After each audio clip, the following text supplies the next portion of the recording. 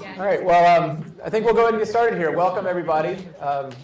Guessing that we'll still have a few people trickle in, but it looks like we have a nice critical mass here. I'm Jonas Manas. I direct the Climate and Energy Program at the Nicholas Institute, and am thrilled to have this conversation with this group of panelists. This idea of adaptive regulation, that things change over time, right? So in the environmental space, that we learn more about the scientific impacts of our actions, technology continues to advance. But the laws that we put in place tend to stay in place for quite some time. This particular challenge really became quite apparent in my own personal work in two ways. One, thinking about how, if one were to use the Clean Air Act, now 45 years old, and the provisions that I work on have changed very little since then, how would you use an old statute to regulate a challenge like climate change? So a cost-effective, environmentally effective solution to reducing CO2 emissions from my work from the power sector specifically, a set of very vexing problems, right? In the other arena where this became both intellectually an interesting topic to think about, but also a very vexing policy challenge was here in North Carolina as the state started thinking about regulating hydraulic fracturing of shale gas extraction. Okay, so North Carolina was in a distinctive space in that by default hydraulic fracturing was illegal for laws that had been in the books for decades that had nothing to do with the current hydraulic fracturing technologies. But lawmakers just a few years ago were asking the question amongst themselves, do we want to change those rules, allow hydraulic fracturing to take place in the state of North Carolina? If so, what would that regulatory system look like, especially since we know we're in the very early stages of the technological development of hydraulic fracturing. We're learning more about the science, the public health impacts of hydraulic fracturing. We know that the technology is going to evolve over time. So how would one design a regulatory system that acknowledges that we don't have all the information that we will have over the next 5 or 10 years, but also knowing that a regulatory system we put in place will likely inform the next set of choices as we get that more information.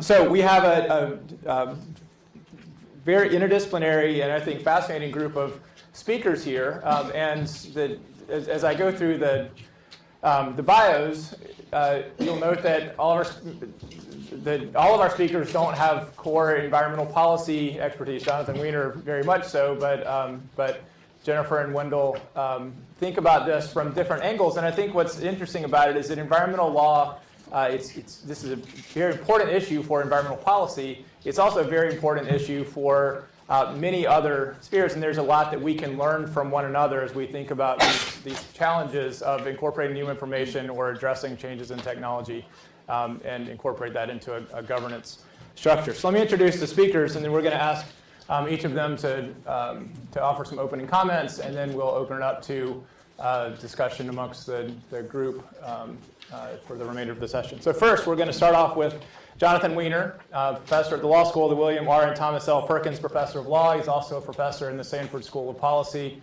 and a professor at the Nicholas School. Certainly one of our, I think, probably most interdisciplinary scholars that we have here on campus. Jonathan also co-leads a project called Rethinking Regulation, which is an interdisciplinary look at challenges to the regulatory system much broader than just in the environmental space. Jonathan's expertise is in risk regulation and has doing some very interesting projects right now on retrospective review of risk-based regulation and working on a book on that regard. Then we're going to turn to Jennifer Kuzma, who works just down the road at NC State. She's the Goodnight Glaxo Wellcome Distinguished Professor at the College of Humanities and Social Science, and also a professor at the School of Public Affairs and co-directs the Genetic Engineering and Society Center at NC State. Jennifer's work focuses on synthetic biology, nanotechnology, nanosciences, and the governance issues that arise in those spaces.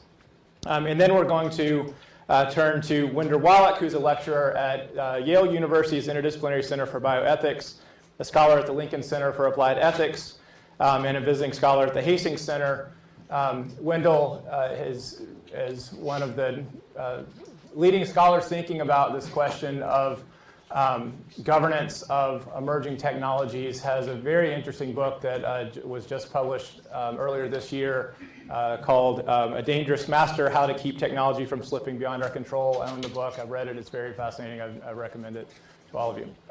So we'll start with Jonathan. Again, this conversation is going to, some of the comments will focus on environmental policy specifically. Some of the comments will focus more broadly. And then as we get into the discussion phase, we'll start thinking about what environmental policy has to learn from some of these other areas. So, Jonathan.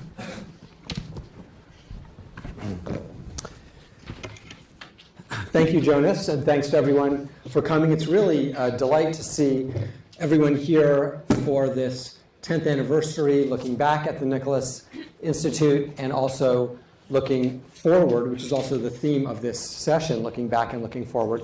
I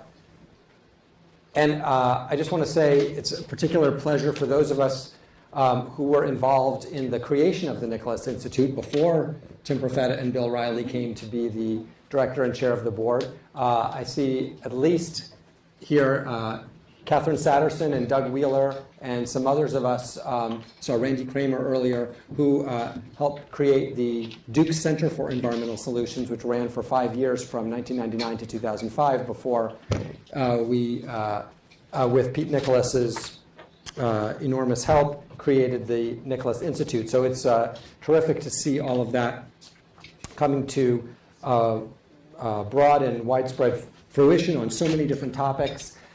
So the theme of this whole event is leadership in a time of rapid change, and that's also, in a way, the topic of this session. How can regulatory policy or legal systems deal with rapid change?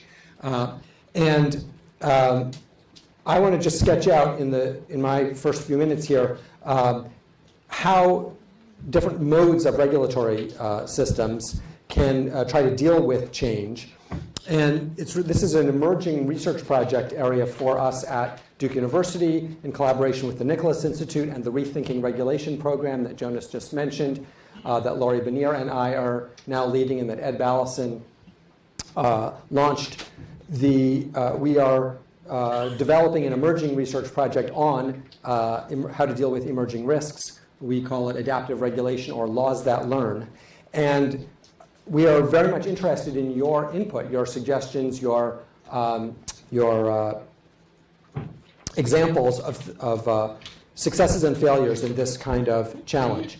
So if one thinks very broadly, and this is a series of abstractions from particular examples which may bridge across these modes, but if one thinks very broadly of three modes of regulation, of environmental regulation, an early mode, really from the 19th and 18th centuries and even earlier, is reactive environmental regulation, particularly through the tort liability or nuisance liability system, so that after harm occurred, the regulatory system, the legal system, could be triggered or engaged to respond to that harm ex post.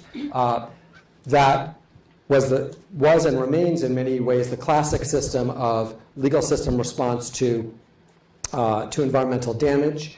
It has also a potential ex ante incentive, even though the liability system comes into play after damage has occurred. The anticipation of that liability may induce actors to prevent harm in advance. But it has the advantage that there's, at least the harm is known. So it overcomes some of the disputes about whether forecasts of future harm are true or not, or are how serious they are. On the other hand, the cause of the harm may still be subject to dispute, even though an adverse event has occurred, people may have died. It can still be unclear what was the cause of that or which defendants should be liable.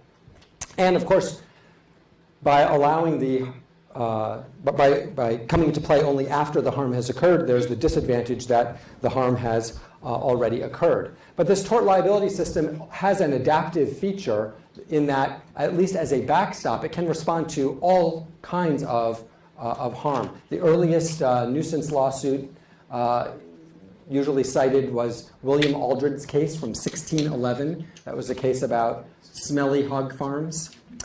Still a subject of nuisance litigation today. But you could see tort liability, nuisance liability applied to any number of potential risks, including perhaps some of the emerging technology risks that we may discuss today.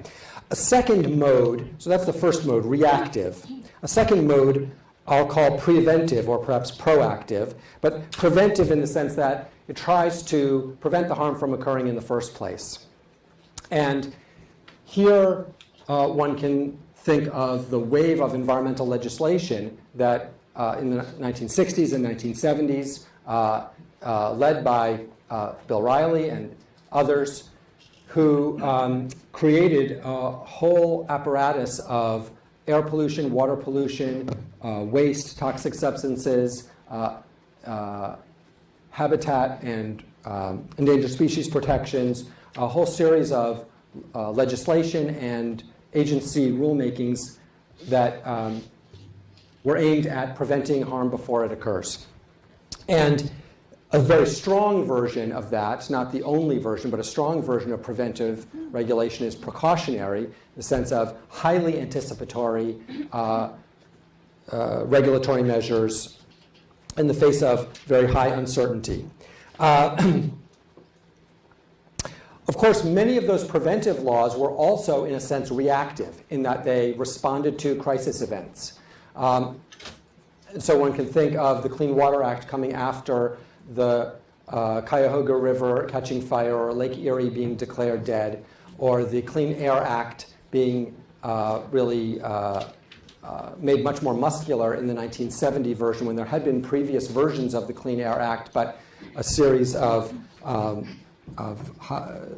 killer fogs or intense smog events gave some of the impetus for the Clean Air Act. The enactment of CERCLA Superfund after the Love Canal incident, the Toxic Release Inventory after Bhopal, and a series of other of those, or the Oil Pollution Act of 1990 after the Exxon Valdez oil spill. So in some sense, these preventive laws are also, they depend to some extent on the politics of reacting to crisis events. And we have a project here at Duke, which we originally called Recalibrating Risk, and is now producing a book that should be out soon called Policy Shock, about how regulatory systems respond to crisis events. Of course, not all preventive regulation is inspired by acute crisis events. I think an interesting example there is the ban on aerosol spray can use of CFCs in 1978, which came only 4 years after the publication of this theoretical scientific paper by Rowland and Molina. Or another example is the acid rain trading program, actually, which Bill Riley and Fred Krupp talked about earlier today, where there was growing, accumulating concern about acid rain, but not a sudden disaster event. And of course, there are also crises that do not spur strong legal responses. And one might point, for example, to Hurricanes Katrina and Sandy, and whether they did or did not spur major climate change legislation. So these preventive measures have the benefit of avoiding harm, but they have some disadvantages, some weaknesses as well. There can be errors about what the true harms or causes, the true likelihood of those harms, the probability and consequences of those harms, and what the true causes were. They can be very costly. They can induce risk-risk trade-offs, where by trying to prevent one risk, they induce other risks. So each of these modes has its strengths and weaknesses. And the third mode, the one of most interest to us today, is adaptive. So rather than reactive, waiting for harm to occur and then adopting a policy, or the purely preventive, adopting a one-time decision to try to prevent future harm. Adaptive is, in a sense, a repeated combination of both of those, with anticipatory preventive measures adopted initially, but with the understanding that they are provisional or experimental or will be reviewed over time. And Moreover, not only that understanding, but a commitment of resources and a schedule for monitoring, for data collection of relevant variables over time, and repeated review of the policy to assess its performance over time. And in the literature on adaptive regulation, sometimes the distinction is made that there can be planned adaptive regulation, which is what I was just describing, where the policy is intentionally designed to be adaptive from the beginning so that it incorporates this kind of monitoring, data collection, and repeated review over time. Now, one version of that, which we're observing in action now, is the move towards retrospective review. So we've had over the last 40 years, in tandem with the wave of preventive legislation and rulemaking of the 1960s and 70s, every president of the United States for the last 40 years, Democrat or Republican, has also called on agencies to review the anticipated impacts, a regulatory impact assessment, before adopting the policy, using cost-benefit analysis or cost-effectiveness analysis or other measures. So that's regulatory impact assessment required by presidential executive order under every president for the last 40 years. And so there's been, at least among presidents, a bipartisan consensus in favor of this kind of ex-ante impact assessment. But what we're seeing now is a new effort at ex-post impact assessment to evaluate the performance of these policies as they are underway, in progress. So President Obama issued an executive order to require this kind of retrospective review. There actually had been provisions for retrospective review in previous executive orders by President Clinton and President Reagan and President Carter, although there's a lot of institutional inertia against implementing them vigorously. But President Obama has made more, and his administration, more of a commitment to vigorous implementation. And so agencies are starting to conduct more of these retrospective reviews and make some policy changes. And as Jonas mentioned, we have another project at Duke now on reviewing retrospective regulatory review, RRRR. And we have multiple R's for many of our projects. But what I want to add about retrospective review is that for most of the policies that are undergoing retrospective review, they were not planned initially to have this retrospective review. The retrospective review is often occurring because there are complaints that the policy is too rigid, has not adapted with the times. So to be fully planned adaptive would go beyond retrospective review and would, as I say, include intentional design from the outset to learn over time, to monitor performance. Now, this does confront several pros and cons or strengths and weaknesses. One is, and I'll just mention a few of them now, but I would really invite group discussion of this. How can adaptive regulation really work institutionally in practice is, I think, an important and continuing question. So one problem is that the monitoring of performance may be costly. Just the data collection, which variables are to be monitored, that can be costly. A second issue is that it can be very difficult to define the counterfactual scenario, what the world would have been like absent the policy. To some extent, that should already have been identified in the ex-ante impact assessment to compare the anticipated effects of the policy to what the world would have been like without the policy. Now, if we're doing that 5 or 10 years later, we still have to understand that counterfactual scenario. A third challenge is that this may not be a high priority for regulatory agencies because they have enormous demands on their time, scarce resources, they have other new issues they're trying to address, and to go back and review the old policies may be both distracting and potentially embarrassing, depending on the performance of the past policies. At the same time, having someone else review these policies, an independent body, for example, that body may have put more of a priority on this iterative, adaptive review, and it may have more independence and therefore candor compared to the agency, but it may lack the expertise and the influence to understand and revise the policy over time. There also may be different views from the public and industry and NGOs about this notion of provisional adaptive regulation. Describing regulatory policies as provisional or experiments may be unsettling to people who want a definitive answer, a solution to the problem. Also, it may be unsettling for industry who want more certainty about their investment horizons and what will the rule be for the future. So it's not clear that this will please all the people all the time. And the last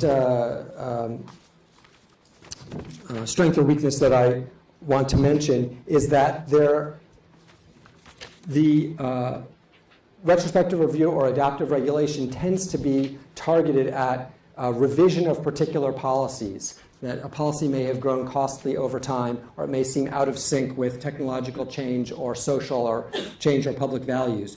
But a broader purpose of retrospective and adaptive regulation or review ought to be to learn about how to make better regulations the next time. That is, to recursively incorporate what we learn from evaluating the actual performance of past regulations into those ex-ante impact assessments so that they become more accurate, because we are not really sure how accurate those ex-ante impact assessments are. But that learning purpose, as we say, laws that learn is the title of our project here. That learning purpose may be, doesn't have a strong political constituency. It has an academic constituency.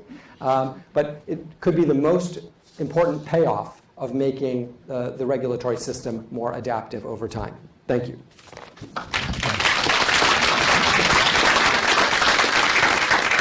If you want to come up, and those of you that are at the back of the room, we do have a number of seats here if you want to come and join us. All right. Is the mic on? Can you hear me? Okay, great. So if I would have heard Jonathan's remarks before I spoke, I would have titled my talk, A Retrospective Review of the Coordinated Framework for Regulation of Biotechnology, an Unintentionally Adaptive System, Learning for the Future. That is next Friday when they have the first public hearing on this, revising the system. So that's my new title. Thank you, Jonathan. Perfect. So I'm coming from NC State, and we have a new Center on Genetic Engineering and Society. I don't want to take up my 10 minutes talking about that center, but we're really excited about it. And if you have any questions about it, let me know.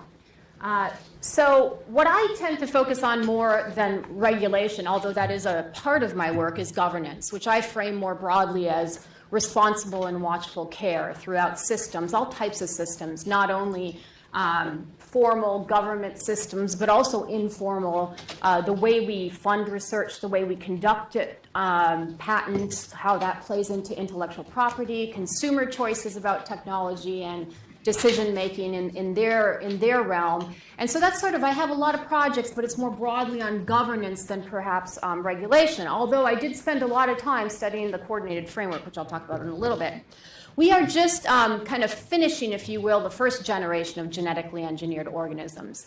And this first generation was largely focused on large commodity crops like corn and soybean. In fact, most of our corn and soybean has either herbicide-tolerant genes or Bt genes, which is a pesticidal protein from bacteria that was put into plants to reduce chemical pesticides. And this system that we developed in 1986 has been the basis of sort of looking at those types of products, both microbial genetically engineered organisms and plant genetically engineered organisms. And it was really designed for those two categories primarily. And without going into the details, which could take hours, what it did is it took existing laws that had been on the book for decades, and in some cases a century, for the Food, Drug, and Cosmetic Act, the first iteration of it. And it tried to interpret them to fit the products of biotechnology of the time, which again were mainly microbes and plants. And so it parceled out authority between three primary departments or agencies, the USDA, FDA, and the EPA. And some of the twists that were made, for example, the one I'll be talking about most is the United States Department of Agriculture was asked to use its authority under the Plant Pest Act and called genetically engineered plants plant pests for a while. Why? Because they were engineered with sequences from Agrobacterium, which is a plant pest. So they used those sequences to get it into the plant.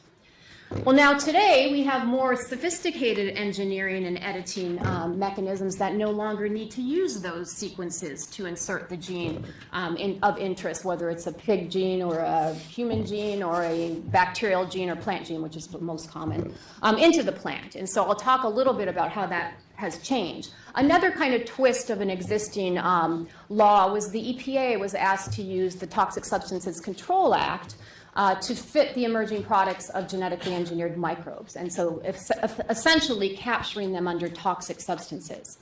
And now we have a situation where the Food and Drug Administration is using the FDCA provisions to capture genetically engineered animals under by calling them new animal drugs. So the idea is that the gene you're putting in there changes the physiology of the organism, and so therefore it could be considered a drug. So that was one principle. No new laws needed. We can use existing laws, and we should focus on the product that results from the engineering, not the process by which it's engineered. And another principle was that it must be science-based, and I put that in quotes because I'm not sure if we have really a good definition of what that means yet, but that was another one. So no new categories of risks, no new laws needed, and it must be science-based. We've done multi-criteria analysis of this oversight framework using expert elicitation. It was an NSF grant we had. We did it across 4 different types of governance frameworks, and generally found that it had some strengths in the review of evidence, in the empirical basis, but it had some significant weaknesses in little transparency, low level of informed consent on the part of consumers. In fact, most consumers didn't know they were eating genetically engineered foods for a long time, and many still don't. Few opportunities for public input, and low capacity. Now, low capacity, the FDA, EPA, and the USDA are not the most well-funded agencies in Washington, D.C., which is an understatement. But yet they carry an incredible regulatory responsibility for these types of products. So another feature of this was very high flexibility, because we did take existing laws and created these kind of unique hooks to capture these products. The system was able to adapt over time, but unintentionally adapt in a way. So I wrote a chapter in a book where I looked at the history of this governance framework and asked the question, how well did it pace with the technology over time? And actually, I came into it thinking that it didn't pace very well with the technology, but when I really got into it, I thought it did. So they use different kind of policy tools over time to pace with changes in these products. So we started out with a very limited set of products and moved more towards like pharmaceutical production in plants or industrial chemical production in plants. And in those cases, they started out with the establishment of the framework was through interagency policymaking. And then kind of the formal rules after the coordinated framework was sort of designed by the Office of Science and Technology Policy. And then guidance was kind of the way they really adapted after controversy. So when we had some mishaps with pharmaceutical containing plants being commingled, it never got to the market, but commingled out on the farm, they put out more guidance documents about how you might segregate those more. But this final phase is where we're at today, and I'm calling it the revolution phase, because now we have the advent of the second generation of genetic engineering. And this is knocking on our doorstep right now, and in some cases has walked through the door, where we have glowfish, which you can buy at Petco. You have the Arctic apple, which is a new kind of product. It's not a large commodity crop per se. Its RNAi is an inhibition mechanism. And then you have the aquabonti fish that's been reviewed at FDA for about 10 years. It's been stuck there. And then you have mosquitoes that are knocking on FDA's door as a new animal drug, a genetically engineered mosquito to breed with other mosquitoes to drive down the population of dengue or malaria carrying mosquitoes.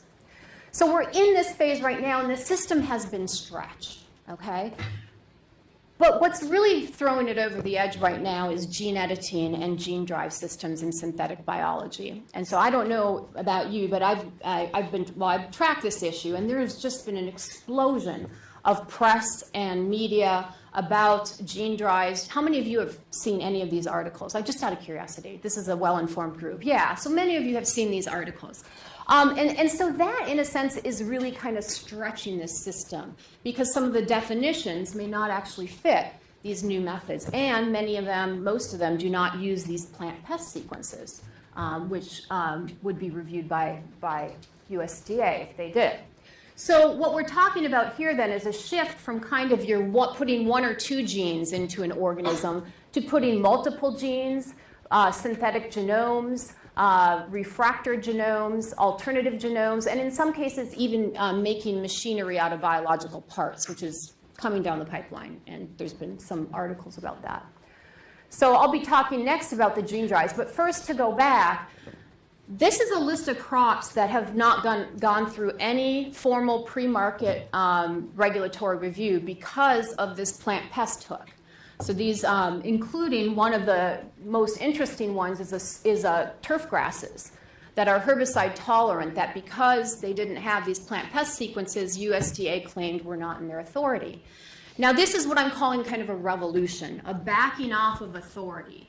And so they had this flexibility, and because it was kind of an unusual hook, because of some political wins, and I can tell the whole story later, some congressional hearings questioning USDA's authority at all, and some Supreme Court cases on alfalfa and sugar beets, USDA, because of the flexibility of the system, had kind of the opportunity to pull back and say, okay, fine, we're not going to do it. And when I used to work at the National Academy of Sciences in 2000, USDA was clearly saying this is just a hook. We're going to capture every genetically engineered plants. And then many of the rest of these are with these new gene editing technologies where you can put a protein into a plant and you have to get it in there somehow. Sometimes you can integrate it into the genome, but it will actually go in and make edits to the DNA. It can either change one single base, or it can change a stretch of a gene, or it can put in entirely new genes. But the point is that you can then backcross these to remove the transgenic sequences. So many of these are not fitting under the plant pest definition, but many of them are not even falling under the definition of what one might call recombinant DNA, if you were really to argue it. So it's time to rethink this system. And so that's part of the revolution, is the backing off and the rethinking of the system at the very same time that these things are exploding. A really interesting kind of story. But it's been a contested system, mainly at present, because, again, they're deciding not to capture this science-based mantra.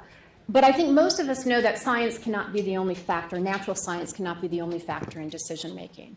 And furthermore, even when you do use natural science and risk-based science, there's a lot of value judgments that go into a risk assessment. Your endpoints, how you interpret dose-response curves, what you care about, how you scope the assessment, whether you include socioeconomic harms or cultural harms or secondary ecosystem effects. So really our definition of most of our system is based on kind of measuring a direct harm that can be measured in a laboratory study or in a tightly confined field trial. But yet when we put technology into a socio-technical system, you see these other effects coming. So, but in addition, I would say that especially with the USDA making decisions in private and a lack of advisory or stakeholder committees, not so much the EPA or FDA. And then few public announcements of policy positions. In fact, early on, I wrote about this gene editing in 2011 before it got really big. And the way we found out about it was through FOIA. I was working with a molecular biologist developing the plants, and he said, hey, they're making these decisions. And so then through FOIA, got the letters that the USDA had made these decisions. Companies are innovating around regulations. So regulation doesn't always, depress innovation. Sometimes it sparks it. And in fact, I think it really accelerated this field of gene editing. In going to some of the early meetings, I heard talks from lawyers talking, a recipe for avoiding regulation for genetically engineered organisms. Is this wise? And NGOs are going to continue to fight decisions in federal court. People are going to continue to support labeling initiatives even though they haven't passed. And the public is very confused about these different messages coming from different camps. So now we're moving on to gene editing in animals, which you may have seen. We've been able to, just in the New York Times a week ago, the editing of pig DNA for organs that are less immunogenic to humans for transplant. And George Church's group was able to do 62 genes in one shot editing it, much like you would edit a sentence or a paragraph or even a book, right? And then we also have a Chinese group that wants to make bigger muscular dogs. That was, I guess, successful in making a beagle. This is not a beagle, but it's just a picture of which mutation of the gene. It's a myostatin deletion that would then cause muscles to grow larger. Okay, so I covered that. Gene drives, I don't have time to talk about it, but essentially it is a gene where you could put out just a few organisms, a few individuals, and that gene would insert itself throughout the population if you had the right selection factors. So people are talking about using gene drives for driving down pest populations, for controlling invasive species, and for agriculture.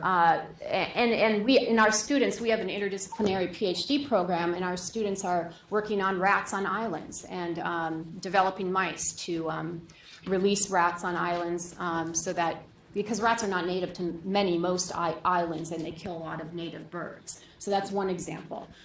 Good thing we have the social scientists and the ethicists working right alongside them because we're interdisciplinary. But so these are the kinds of things. We are at really a new inflection point. So those were some more examples. So why is this? I'll wrap it up within like 1 minute or so. Okay. So why is this current approach problematic from a social science perspective? Well, again, sound science, risk analysis is value-laden.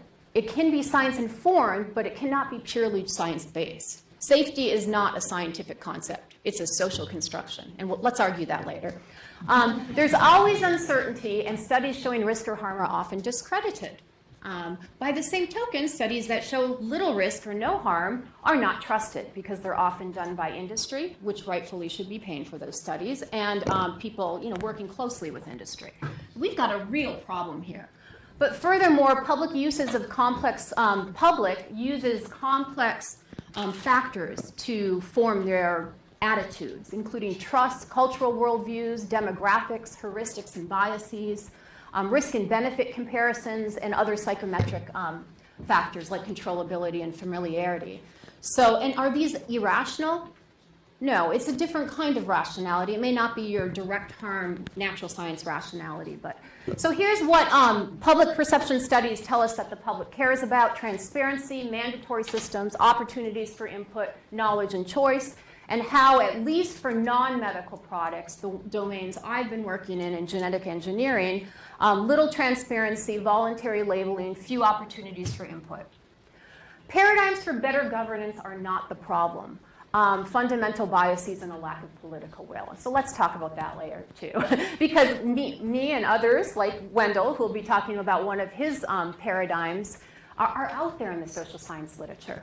But we're dealing with technological elitism, techno-optimism, and it's just not a great situation. So I'm arguing for kind of a middle-of-the-road approach where it's not just only products matter, it's only risk science, and it's not just all about values, but we need to find this critical ground that you can call a lot of things from the social science literature, or this middle ground, and there's just some buzzwords, what we call it in social science. Okay, so the good news is that they are reviewing the coordinated framework for regulation of biology, or biotechnology, largely because of these gene editing and gene drive technologies have prompted this. On July 2nd, the Office of Science and Technology Policy put out a memo to revisit this, and the language is to establish mechanisms for periodic updates. So there's your adaptation. However, one has to ask what the result is going to be. So the policy window has cracked a little bit. It seems as if we have the policy stream from these ideas in the literature and the ideas that the agencies have themselves. Definitely have a problem stream, but I am wondering about this political stream and whether really we're going to be able to make some really important changes, like including more of the public and more along the lines of responsible research and innovation, where it's a transparent, interactive process by which societal actors and innovators become mutually responsive to each other with a view to the ethical acceptability, sustainability, and societal desirability. And that, I think, to me, as a social scientist, would be the goal. I don't just end there, because I think Wendell will talk a lot about the new models.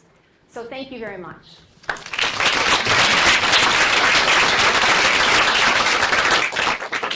I think Jennifer just set us up for 4 more conversations already. Wendell, you want to? What happens when you give me 10 minutes? Or 12, whatever.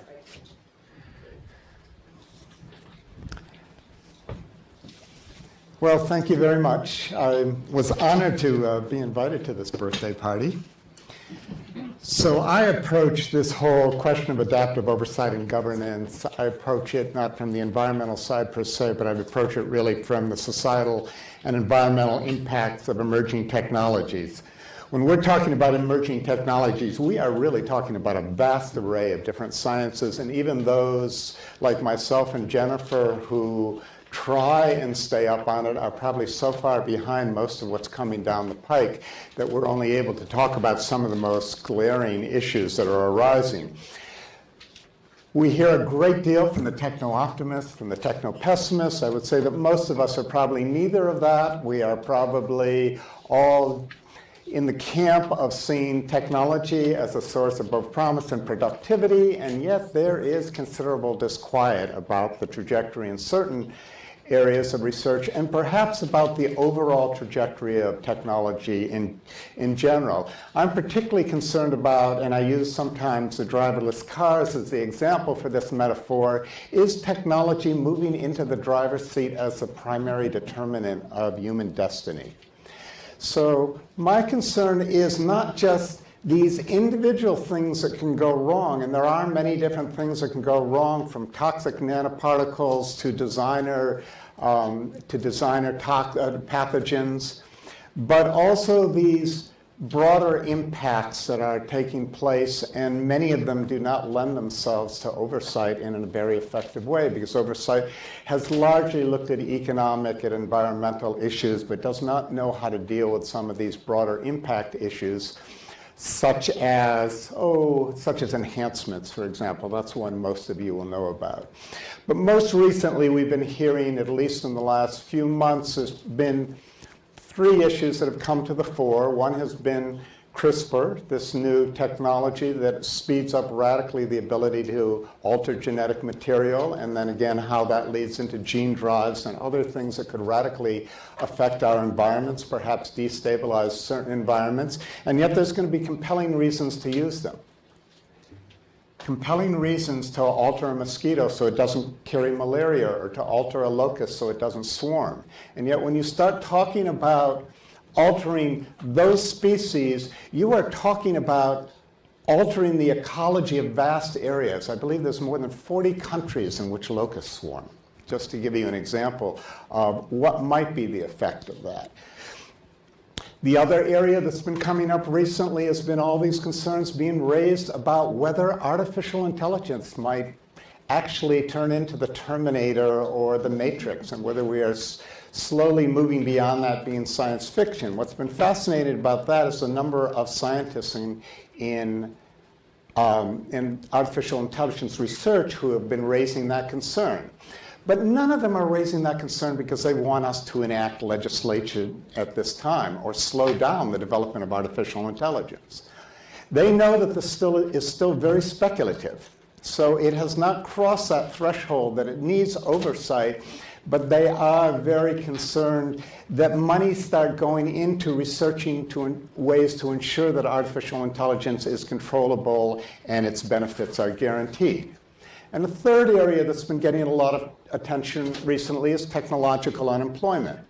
Technological unemployment was John Maynard Keynes's phrase that he coined in the 1930s for the 200-year-old Luddite fear that each new technology was going to rob more jobs than it creates. And for 200 years, that has not occurred. Each new technology has tended to create more jobs than it has robbed. And yet there are many economists and social theorists and others who say it is different this time. They primarily point to artificial intelligence and increasingly autonomous computer systems that may be able to take more and more human jobs.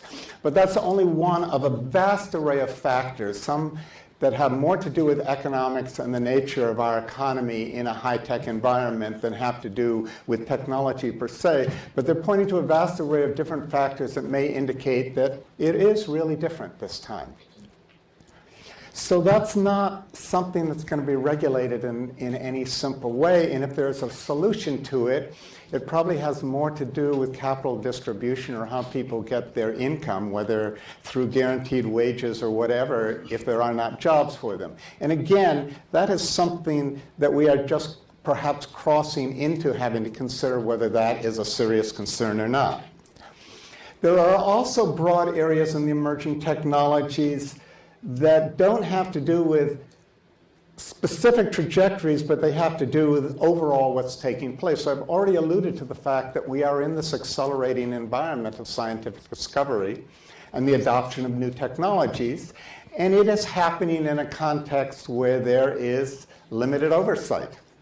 So this is what's sometimes referred to the pacing problem, whether it's really occurring or which fields it's occurring into. That's something that really requires a great deal more research.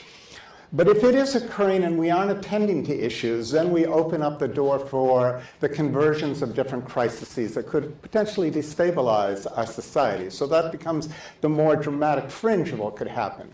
But that's not just about technology. That's about global warming and economic volatility, and perhaps things that go wrong with technologies or terrorist acts where somebody uses a drone to commit some dastardly deed.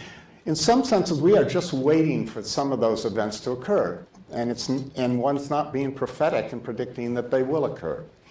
So the question is what kind of oversight we can bring into this environment of acceleration, or if the acceleration will constantly force us to attend to some new challenge and therefore never deal with those that are on the table. And I think that's been, of course, the concern around global climate change now for a few decades. Furthermore, we are turning to more and more complex systems that we don't fully understand or we don't know whether we can fully manage, and they tend to do unpredictable things. So that becomes another general concern that goes on beyond the specific concerns that are associated with individual fields of research. So we've heard two words so far. We've heard the word adaptation and coordination. And actually, we've also been hearing a little bit about anticipatory ethics or anticipatory governance. And I would like to add a fourth element to that, which is responsible innovation. What is heartening about the recent calls for attention to artificial intelligence and attention to CRISPR and gene drives is that it's coming out of the scientific community. For decades, the social science community and activists have been asking the scientists to be more responsible about the research they're creating, and we are seeing real evidence of the scientists trying to step forward and say this requires some attention. So that's a good first step, but there's probably many other steps that the scientists also have to engage in. They need to be engineering for responsibility, and I don't have time here, but if you are interested in this book that I recently wrote, it talks a lot about strategies that the engineers can bring into play that will be more responsible in the way they innovate. But my reason for pointing to that before I move into the governance challenge, this adaptive governance challenge, is just to say this is a very broad playing field we're involved in. There are many different ways of addressing the challenges we are facing. And they range from just challenging certain assumptions. So I believe this morning the assumption was mentioned that environmentalism reduces jobs. Any attention to environmental concerns reduces jobs. False assumption.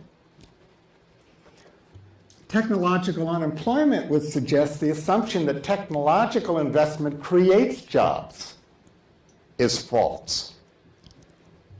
And there are many other assumptions going on that are false. Technological solutionism that says technology will be the answer to all conceivable problems. False.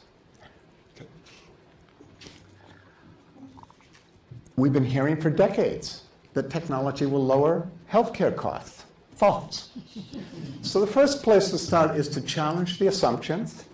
Then there are some things that can be addressed through engineering solutions which range anywhere from introducing Unix or other stopgap measures into technologies that could be dangerous, introducing social theorists and ethicists into laboratories. This is something that George Church has done in his laboratory, not to be naysayers, but because they are sensitive to some of the societal impact of these technologies when they get disseminated broadly. But I want to move on pretty quickly now to the overriding challenge of how you deal with the oversight or governance of technologies. And I'm going to start with something called the Collingridge Dilemma, which has really bedeviled technology oversight for 3.5 decades since it was first proposed. And David Collingridge proposed that, well, it's easiest to regulate a technology very early in its development. The problem is you don't know early in its development what the difficulties are going to be. And if you do regulate it, you are going to get in the way of innovation. On the other hand, by the time you know what the problems are, the technology is so deeply entrenched in the society that you can't do much of anything. So this has sort of been dogma within science and technology policy circles for quite a long time. And those of us who are really talking about responsible innovation, anticipatory ethics and governance, we need to create a crack in that. And I think the crack is what I call inflection points, meaning that oftentimes it's not this simple binary, too early, too late. But there are times when we really do begin to perceive what the problems are before the technology is fully entrenched. So we saw that recently, let's say, with the Supreme Court making a decision that genes could not be patentable, human genes could not be patentable. That was an example of an inflection point that actually changed the course of genomic research. And even a slight change in course can lead to a very different destination. So one of the concerns I have is that the accelerating pace will get in the way of our attending to the inflection points that do occur, because these are windows of opportunity. Sometimes they close very quickly, and sometimes they stay open for a long period of time. So we have inflection points right now around things like banning killer robots, autonomous killing machines. There's a move for an international ban on that. The window of opportunity is open, but it's not going to stay open very long. But it is open right now. So that's just an example. But let's go on a little bit further into regulation. Before I get into that, I want to give a quote from Richard Dennison, who was the lead scientist at the time at the Environmental Defense Fund. And he said, "The real danger is a continuation of a government oversight system that is too antiquated, resource-starved, legally shackled, and industry-stymied to provide to the public and the marketplace any assurance of the safety of these new materials as they flood into commerce." So he was talking specifically about nanotech, but this is true about a vast array of fields, not just nanotech. Gary Marchant, who some of you may know, Gary is the director of the Center for Law and Innovation at the Sandra Day O'Connor School of Law at Arizona State University. He and I were sitting down together, and we were thinking, well, what do you need in the area of the oversight of emerging technologies? What kind of process do we need? And let's take for granted we're doing it in the kind of environment that we have right now, is people hate regulations and they hate bureaucracies. And yet there's some times when you really need regulations and bureaucracies, but we are in an environment where it's getting harder and harder to enact them unless you have a very clear need. And Gary happens to be a proponent of what are sometimes called soft governance. So what do we mean by soft governance? We mean a vast array of other mechanisms for managing the development of a technology. So we're talking about everything from industry initiatives to professional codes of conduct, insurance policies, frameworks proposed by NGOs. And these kinds of soft governance mechanisms should be relied upon more. Let me give you an example of when they were relied upon. So the government was very slow in forming guidelines to allow nanotech research to go forward. DuPont was frustrated. They called in the Environmental Defense Fund, and together they developed the nanotech risk framework, which has now become almost used internationally. It has become the de facto standard. They even translated into Mandarin, French, and Spanish. So what Gary and I were suggesting is whether we can shift to a new framework of issues managers who are coordinating the activities of the various stakeholders, but engaged in comprehensive monitoring to flag issues and gaps in what we have so far and look first for solutions within this broad, robust array of available mechanisms. And they would be mandated to avoid regulation where possible, favor soft governance, but perhaps they could play these off against each other. So they could go to industry and say, listen, either you put your own guidelines in place, or we're going to have to go to the Congress and say we need to have some action here. And the Congress might be more willing to listen to that because they would understand that first all the soft forms of oversight have been looked to first. So what we're really talking about here is some new mechanism that would be nimble, flexible, adaptive, and lean. Now, this is what's needed. The reality is there are countless implementation challenges. If you put a new body like this in place, from where would it get its authority, its legitimacy? Would it have adequate influence? How would the members be selected? How would it be administered? How would it establish credibility? Perhaps we could get some retired people who had already established their credibility to take over, but that would be just an example of one way you can move forward on that front. Should it be governmental, or should it be private, or should it be a consortium between industry and government? Not necessarily industry, but a private governmental group. And how would it get funded? So all of these determine whether it will be susceptible to political pressure. And to whom would it be accountable? Well, I've finished this list, and I think some of you are thinking the obvious. This is just too complicated for the present environment. Or you're hopelessly naive. And some of you think it's both too complicated and I'm naive. But the difficulty is that something like this is needed. It does not have to be this framework. There are many other ideas in play. Goosing up the Office of Science and Technology Assessment within the Office of the Presidency. But the point is, we need to start thinking about what is an appropriate approach here. We have put in place complicated oversight mechanisms in the past. We have done all kinds of complex tasks. So we think that it should not be dismissed, and we should look at these kinds of solutions much more closely. And therefore, Gary and I have proposed that we have two pilot projects, one in synthetic biology and the other in AI robotics. So thank you very much.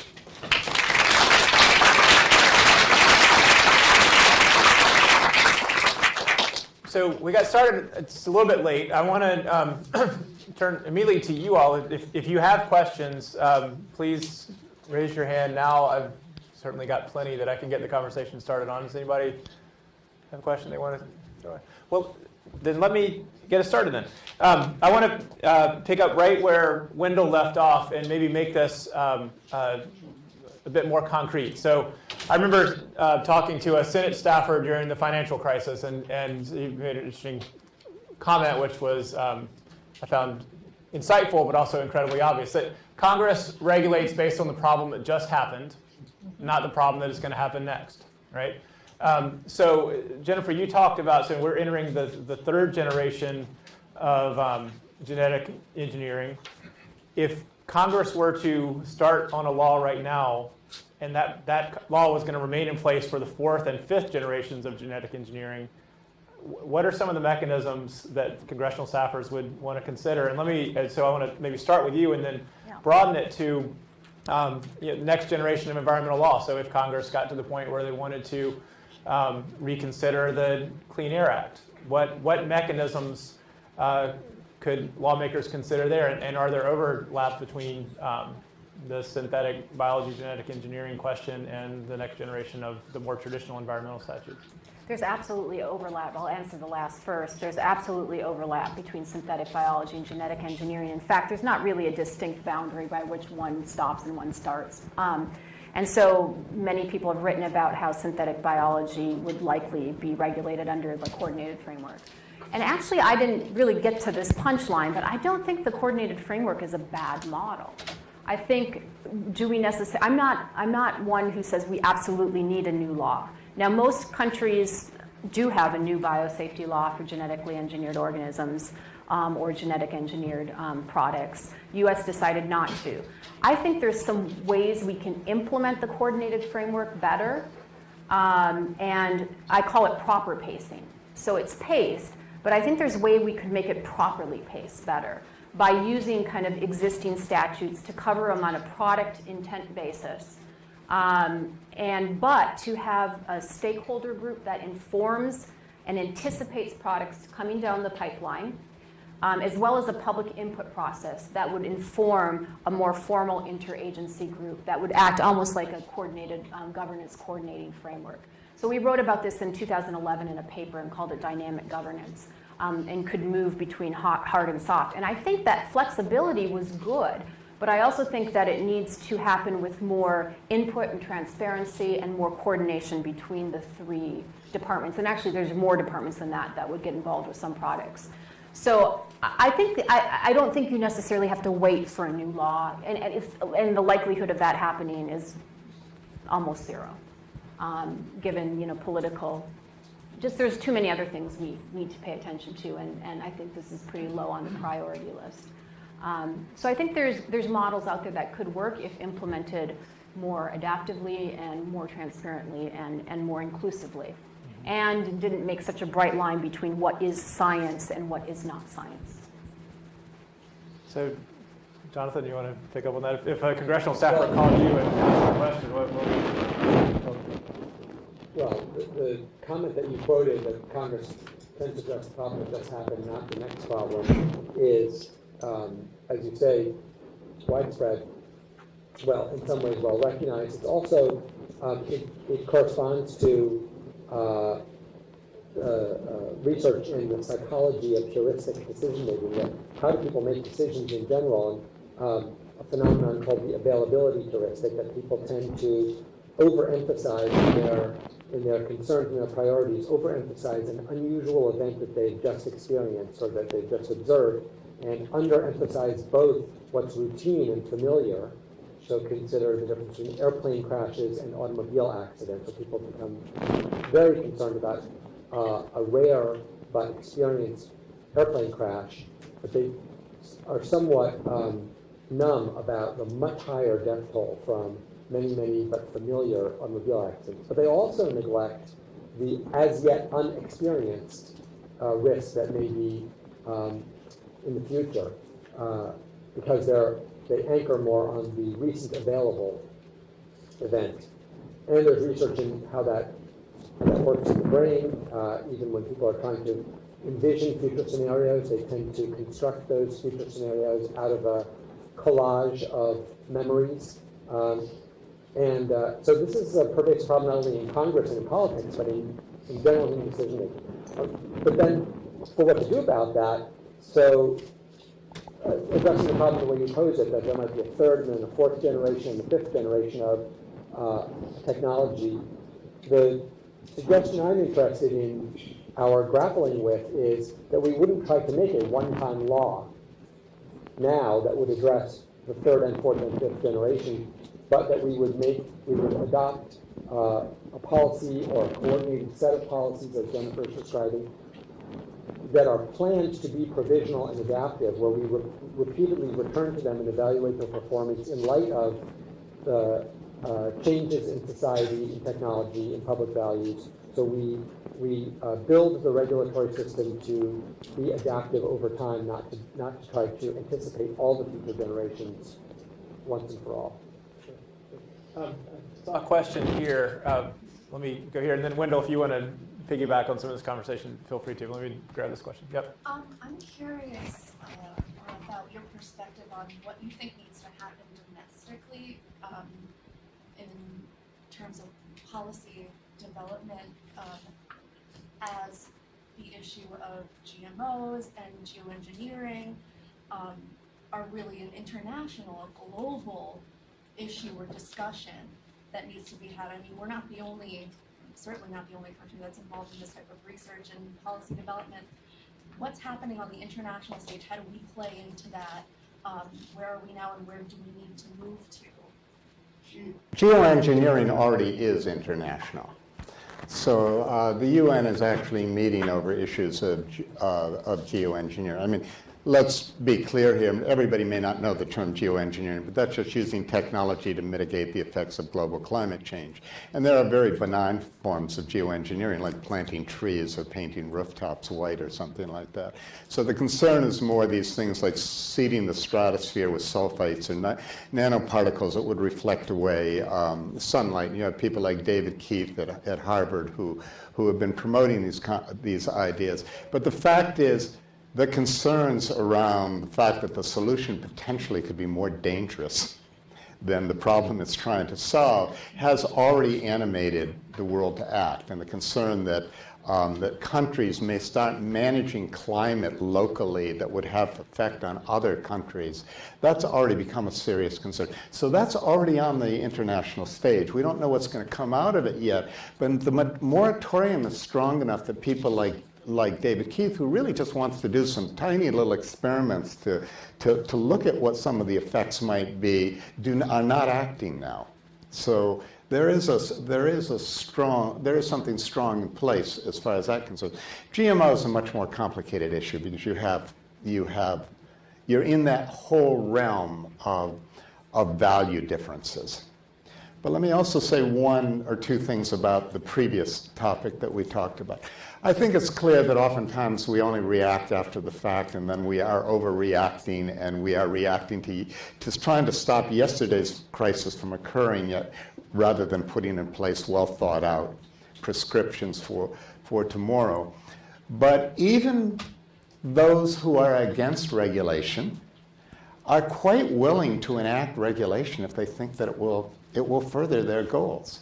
So the administration of George W. Bush, they brought together all the agencies that might have some interest or oversight if we move toward a hydrogen economy. They brought them together to create a framework, because they knew if they didn't have a framework in place, there was no way that anybody was going to invest the largest sums of money necessary, because they wouldn't know what would happen on the other side, what would be regulated, and therefore what would be money well spent.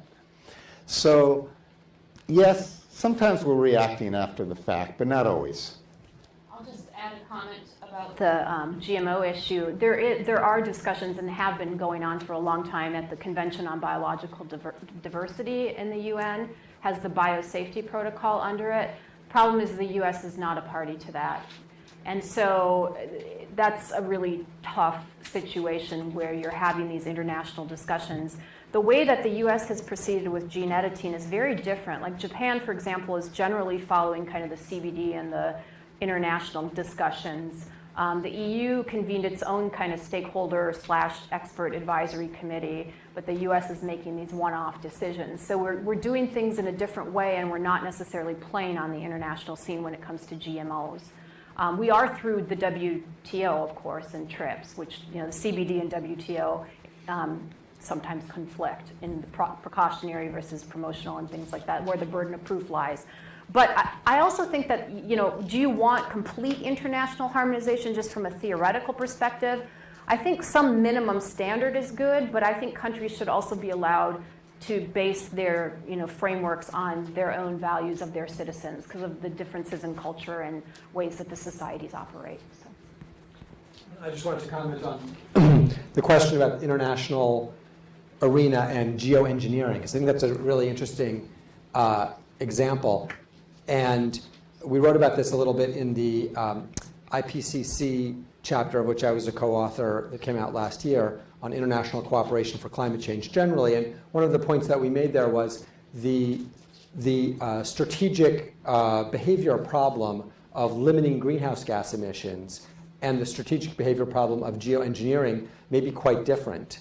So for limiting greenhouse gas emissions, each country has some incentive to wait for other countries to free ride or to avoid the domestic costs of reducing emissions while enjoying the benefits of everyone else reducing emissions. And so it's a collective action problem of trying to encourage countries to move forward together.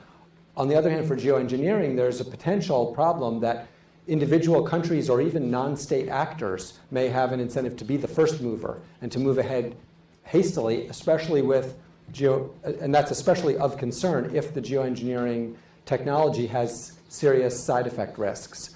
And so what we said there was the governance challenge for geoengineering is really to engage international cooperation to restrain hasty deployment of poorly understood geoengineering methods.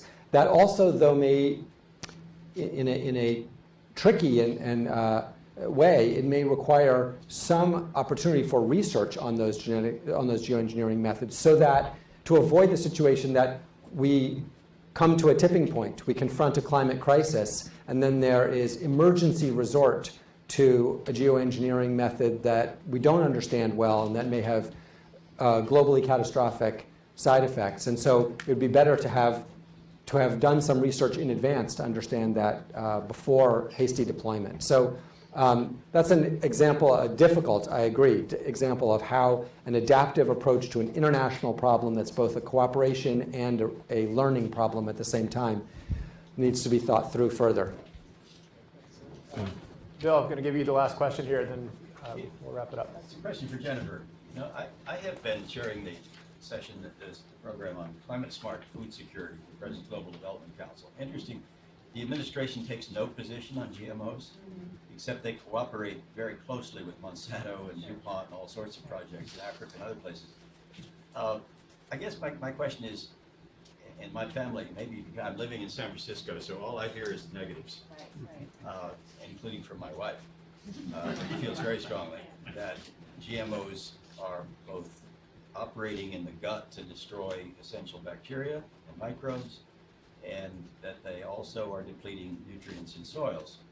On the other hand, you look at golden rice, it provides an essential vitamin that's not otherwise in the diet of Africans, and it seems to be utterly innocent and useful and important. Yeah, what's your view? And What's my view? given You're right. That's my view. Yes or no? Yes or given no? that we're heading toward labeling, Yeah. I think we're going to probably cripple that industry in the United States. I think eventually that will be the consequence of seeing that on the labels. Right. So we get increasingly out of it, at least for food products. And does that really do damage to the capability? The Indians love GMO corn, Indian farmers, and yet you can't export to Europe if you have GMO food. Yeah. It does seem to me an international regime may be desirable over time. Right. But I'm not sure how I would construct it. Yeah, and there is one under the Convention on Biological Diversity for living modified organisms, but again, we're not a party, and so we've had these disputes through WTO. What's my view? My view is that, my kids eat GMOs. This is what I tell people. They eat genetically modified foods. I am not overly concerned about the health risks of the current generation, although I do think there's some legitimate questions. Especially when it comes to BT and effects on gut proteins, and because BT actually pierces holes in insects' guts, and we don't have the same receptors that operate in the exact same pH, but there could be just a minor effect that we're not looking for. So I'm thinking food sensitivity, food allergenicity. Nobody's dropping dead, okay? So I'm not overly concerned about that risk. But oh gosh, there was so much stuff in there. But I think what's happening is you have, uncertainty surrounding the science, and it can be argued in multiple ways. And that people are using their worldview and their biases to argue it in particular ways. And there's very few voices kind of in the middle to interpret that information. So now as far as the US, I think that genetic engineering can be used for a lot of good. So my complaints and my criticisms are more on the process by which we're making those decisions. I think one thing I do like about gene editing is that it allows smaller companies to get involved, ones that might be to develop products for more social good, if you will, than large commodity crops that might increase herbicide use like Roundup. And so I think there's some opportunities there to sort of democratize the technology. But by the same token, I would hate to see those kinds of efforts like the vitamin A rice get hurt again by this larger context where we have multinational corporations that are really trying to sell companion herbicides with their crop. And it may improve yield, it may reduce some environmental damage, but really is not having a wide-scale system social benefit. I hope I addressed at least some of that, but this is more like a 2-hour conversation that I'd be happy to have. I've had some of those too. Yeah, I'm sure, yeah. But if I didn't address anything, just let me know and I'll stick around later, because this is something I've studied extensively for a couple decades now. So I'm sort of take this middle of the road, and sometimes I don't know how I feel about the safety. Sometimes I don't know how I feel about labeling. But I am a critic of the process by which we're making those decisions. Well, I think we have teed up a number of topics that could be 2-hour conversations. And as we look forward into the next decade of vexing environmental policy issues, these themes are going to continue to arise. So please join me in thanking the panelists.